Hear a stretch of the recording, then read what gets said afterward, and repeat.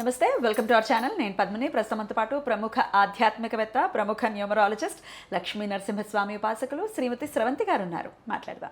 నమస్తే అక్క. నమస్తే పద్మిని అక్క, ముందుగా మీకు తొలి ఏకాదశి శుభాకాంక్షలు అక్క. మీ అందరికీ కూడా తొలి ఏకాదశి శుభాకాంక్షలు. ఆషాఢ మాసమే పుణ్యం చేసుకుందేమో. ఇంతటి పరమ పవిత్రమైనటువంటి రోజు రావటం, ఆషాఢ మాసంలో రావటం అనేది జరుగుతుంది. ఆషాఢ ఏకాదశి, తొలి ఏకాదశి.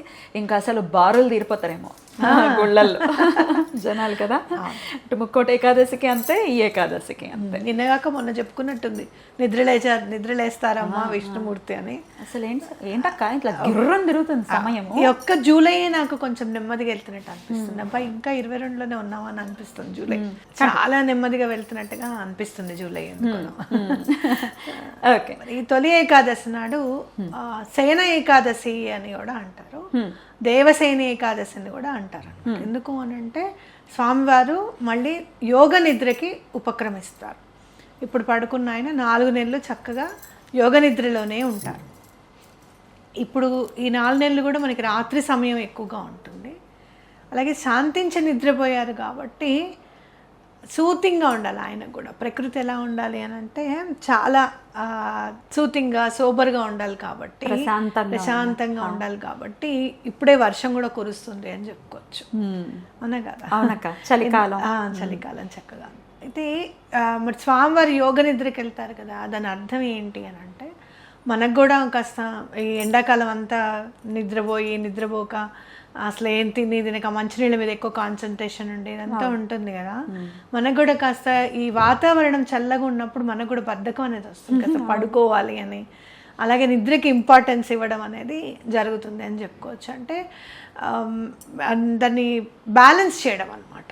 ఇన్నాళ్ళు శరీరం చాలా వేడికి ఎట్లయితే కష్టపడిందో దాన్ని బ్యాలెన్స్ చేయడానికి ఈ 4 నెలలు మనకి ఉపయోగపడతాయి అని ఖచ్చితంగా చెప్పుకోవచ్చు. అలాగే ఎంతో సూర్యుడి వేడిని చవి చూసిన భూమి మళ్ళీ అదే చల్లదనాన్ని, అదే వర్షాన్ని కూడా చవి చూడడం అనేది జరుగుతుంది.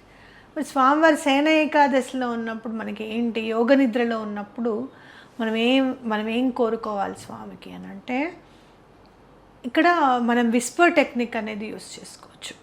అంటే ఏం చేయాలన్నా కూడా మనము చెవులో స్వామివారికి చెప్తున్నట్టుగా స్ప్రింగ్ నెమ్మదిగా ఇలా నెమ్మదిగా చెప్పడం. మీకు ఏం కావాలన్నా ఒక్క సింగిల్ లైన్లో రాసుకోండి ఏం కావాలన్నా కూడా.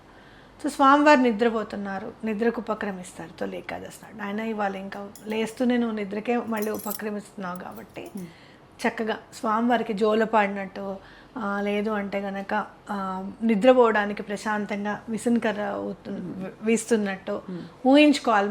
మనమే ఊహించుకొని తర్వాత స్వామివారికి నెమ్మదిగా మాకు ఈ పని చేసి పెట్టు నాయన, పిల్లవాడి పెళ్ళి అవ్వాలి, పిల్ల పెళ్ళి అవ్వాలి, అయితే నేను చాలా సంతోషంగా ఉంటాను. జస్ట్ ఒక్క లైన్లో చెప్పండి చాలు. విస్పర్ టెక్నిక్ అంటారు. అని చెప్పిన తర్వాత స్వామివారికి కాళ్ళు ఒత్తుతున్నట్టుగా మీరు విజువలైజ్ చేసుకొని దండం పెట్టండి. లక్ష్మీదేవికి కానీ ఆయనకి కానీ ఈ ఆర్థిక ఇబ్బందులు అన్నీ కూడా తొలగిపోవాలని మీరు చెప్తే కనుక అవన్నీ కూడా మీకు పని అవుతున్నట్టుగా భావించండి. భార్యాభర్తల మధ్య ఏమన్నా సఖ్యత లేదు అంటే కనుక అనుకోకుండానే మీరు దెబ్బలాడుకుంటూ ఉంటారు, కలిసి ఉందాం అనుకుంటారు, అనుకోకుండా ఒక గొడవ జరుగుతుంటుంది. అలాంటివి ఏం జరగకుండా మేమిద్దరం చక్కగా సంతోషంగా ఉండేటట్టు దీవించిన ఆయన అని చెప్పి దండం పెట్టుకోండి. ఈ విస్పర్ టెక్నిక్ చాలా బాగా పనిచేస్తుంది. ఇది ఏకాదశి నాడు మాత్రం చేయగలుగుతాం. మనం తర్వాత చేయాలనుకుంటే కూడా చేయొచ్చు, కానీ యోగ నిద్రలో ఉన్నప్పుడు స్వామివారికి కూడా ఈ టెక్నిక్ చేయడం అనేది మనకి చాలా తొందరగా పని అవ్వడానికి అవకాశం ఉంటుంది. ఏ టైంలో చేయమంటారు దీన్ని? Any time when Ekadashi starts. తొలి ఏకాదశి అనగానే ఆయన కూడా చక్కగా లేచేస్తే ఫ్రెష్ అప్ అయిపోయి దావోయి ఇక నేను పడుకుంటాను, నీ కాళ్ళు ఎత్తడం ఒకటే పని అని చెప్తారు అమ్మవారికి. అంతే కదా, అనే కదా. ప్రశాంతంగా యోగ నిద్రలో ఉండి మనం సంస్కరిస్తారు. ఇప్పుడు ఎవరి దగ్గరికన్నా ఒక కష్టం కోసం మనం వెళ్ళామనుకో, వాళ్ళు హడావిడిగా తిరుగుతూ చేస్తూ అన్నీ చేస్తూ ఉంటే మనకి ఏం తోచదు, వాళ్ళు ఏం చేస్తున్నారో అనేది మనకి అర్థం కాదు. కాసేపు ఒక 10 నిమిషాలు ఆగు, నన్ను ఆలోచించుకోనివ్వు, నేను ఆలోచించుకొని నీ సమస్యకి అప్పుడు నేను సాల్వ్ చేస్తాను అని కనుక ఎవరన్నా అంటే దాని మీద వాళ్ళు చాలా దృష్టి పెడుతున్నట్టు లెక్క. ఆ 10 నిమిషాల్లో మొత్తం రచించేస్తారు, మన సొల్యూషన్ ఎట్లా తీసుకురావాలి ఏంటి అనేది కూడా చెప్తారు. ఒక 10 నిమిషాలు రేపు టైం ఇస్తారా, రేపటి వరకు ఆలోచించి చెప్తాను నేను కూడా కొన్ని సందర్భాల్లో అంటారు. అంటే ఏంటంటే దాని మీద దృష్టి కేంద్రీకరించి ఆ ప్రాబ్లం ఎటువంటి పరిస్థితుల్లో సాల్వ్ అయ్యేటట్టుగా చేయడం అన్నమాట. ఇక్కడ నిజంగా భూమి పడే కష్టాలన్నీ కూడా అన్నిటినీ కూడా స్వామి క్లియర్ చేయడం జరుగుతుంది. పంచభూతాలు కూడా మేము ఇలా బాటలు పడుతున్నాం స్వామి, ఇలా ఉంది పరిస్థితి అని చెప్తే వాటిని కూడా సంరక్షించడం జరుగుతుంది. ఎవరినైనా ముందు ఏ కష్టమైనా రానివ్వు, చివరికి శివయ్య ఇచ్చిన బోలాశంకరుడు ఇచ్చిన వరం వల్ల ఇబ్బంది పడుతుంటే కూడా మళ్ళీ వచ్చి విష్ణుమూర్తి దగ్గరికే వస్తాం. ప్రాబ్లం సాల్వేషన్ చేసేది ఎవరు, ప్రాబ్లం సాల్వర్ ఎవరు అని అంటే మనకి విష్ణుమూర్తి. కాబట్టి ఈ టైంలో మనకి ఆ ప్రాబ్లం సాల్వ్ చేసుకోవడానికి అవకాశం దొరుకుతుంది అనమాట. ఓకే, సో ఖచ్చితంగా ఈ విస్పర్ టెక్నిక్ ని వినియోగించుకోవాలి చక్కగా చేసుకోవాలి. అలాగే శరీరం నుంచి వచ్చే ప్రాబ్లమ్స్ అన్ని కూడా సాల్వ్ అవ్వడానికే ఈ చాతుర్మాస దీక్ష అని చేస్తారు. ఇది వరకు పెద్దవాళ్ళు అందరూ చేసేవారట, కానీ పీఠాధిపతులు మాత్రమే కాదు, సన్యాస గృహస్థుల్లో కూడా ఇళ్లల్లో ఒక్కడు ఉంటాడు, నాకు ఇంకా సన్యాస దీక్ష, నా పిల్లల్ని అందరినీ కూడా మీరే చూసుకోండి, నేను దేశాంతరాలు తిరిగి గుళ్ళన్నీ తిరుగుతూ నేను మన ఇంటి కోసం అని చెప్పి నేను దండం పెట్టుకుంటానన్న వాళ్ళు చాతుర్మాస దీక్ష చేసేవారు. అంటే అదర్వైజ్ మామూలు గృహస్థులు, మనం మామూలు నిత్య దైనందిన జీవితంలో ఉన్నాము, మామూలు గృహస్థుగానే ఉన్నాం, చేయకూడదా? చేయకూడదు. సన్యాసం తీసుకున్న వాళ్ళు మాత్రమే చాతుర్మాస దీక్ష తీసుకోవాలని నాకు తెలుసు. మరి పవన్ కళ్యాణ్ చేశారు అని విన్నాం కదా, ఇంట్రెస్ట్. ఇప్పుడు ఒకటి ఎవరైనా కూడా ఇది వీళ్ళే చెయ్యాలి అని సనాతన ధర్మం ఎప్పుడు కూడా స్టాంప్ వేసి వదలలేదు.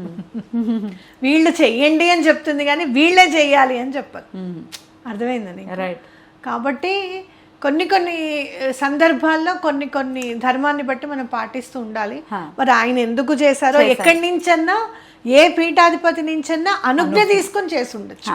అండ్ ఆ పర్టికులర్ 4 నెలలు ఆయన సన్యాసాశ్రమంలో ఉండేలాగా ఆ ధర్మాలన్నీ పాటించాలి, కంపల్సరీ పాటించి ఉండొచ్చు.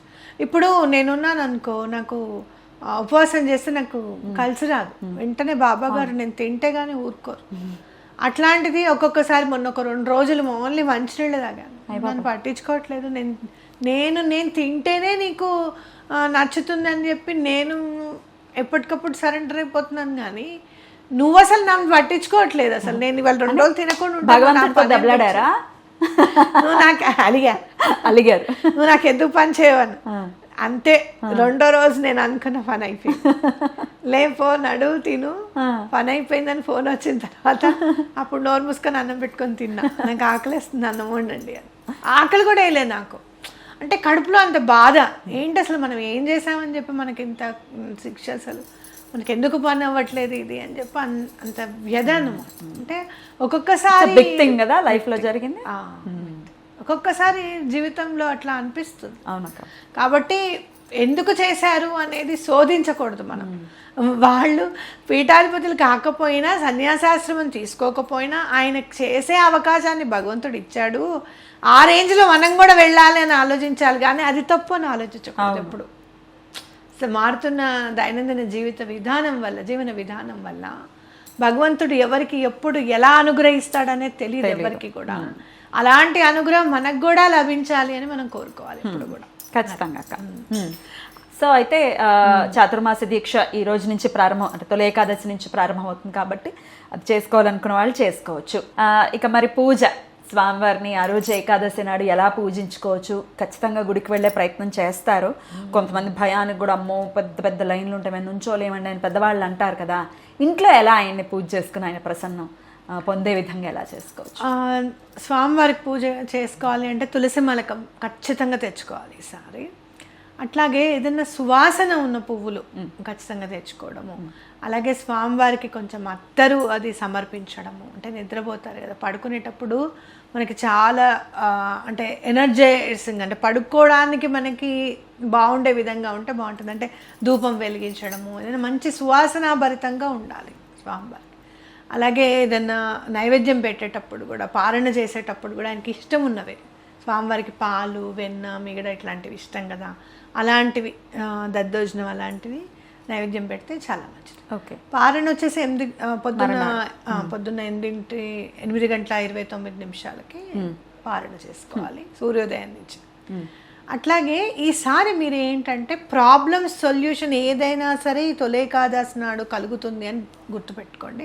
పిండి దీపాలు ఖచ్చితంగా పెట్టండి. ఎన్ని పెట్టమంటారు? 11 పెట్టండి.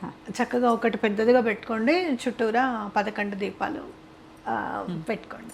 అలాగే నేను ఒకటి మంత్రం చెప్తాను, అది చదివితే ఎటువంటి ప్రాబ్లం అయినా కూడా సొల్యూషన్ వస్తుంది అనమాట. అయితే ఈసారి మనం మన కోసమే కాకుండా కాస్త ప్రకృతి కోసం కూడా, ఏదో మరి 19 సెంటీమీటర్లు 20 సెంటీమీటర్ల వర్షం కాకుండా చేస్తారా? మంచిగా పడాలి వర్షం అని చెప్పి దండం పెట్టుకోండి. చేస్తారా? చేస్తారు, ఎందుకు చేయరు? చేయండి, తప్పకుండా చేస్తాం. మన కోసమే, మనం సుభిక్షంగా ఉండాలి అని చెప్పి, అలాగే పంటలు చక్కగా పండాలి అని చెప్పి, ఏదో వైపరీత్యంగా వర్షం కాకుండా చక్కటి వర్షం పడాలి అని చెప్పి మనం దండం పెట్టుకొని స్వామివారికి పూజ చేసుకున్నాం. అయితే ఇదే మీరు స్విచ్ వర్డ్ అనుకోండి, లేదు అంటే కనుక మంత్రం అనుకోండి. ఇది కనుక 108 సార్లు చదివితే చాలా మంచిది. కృష్ణాయ వాసుదేవాయ హరయే పరమాత్మనే ప్రణతాయ క్లేశనాశాయ గోవిందాయే నమో నమః. అద్భుతంగా ఉంటుంది నా మంత్రం మాత్రం. ఎలాంటి క్లేశములైనా సరే తొలగింపజేసేది గోవిందనామము.